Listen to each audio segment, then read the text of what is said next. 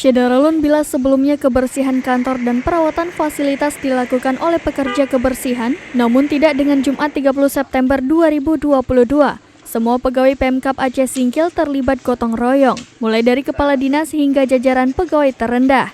Diketahui Singkil masuk nominasi Kota Adipura, sehingga kegiatan tersebut merupakan bagian dari mewujudkan kantor bersih dan asri dalam rangka menuju predikat Kota Adipura. Berdasarkan pantauan Serambi On TV, Kepala Dinas Perikanan Aceh Singkil Saiful Umar terlihat memimpin langsung bawahannya bersih-bersih. Pemkab Aceh Singkil menargetkan meraih penghargaan Adipura pada tahun 2023 mendatang. Untuk mewujudkan target tersebut dimulai dengan kegiatan Kantor Asri Festival atau Country Fest pada tahun 2022 ini. Kegiatan Country Fest dilaksanakan secara swadaya oleh masing-masing instansi dengan membersihkan lingkungan kantor agar tampak asri. Dari Singkil, Dede Rosadi, Serambi On TV.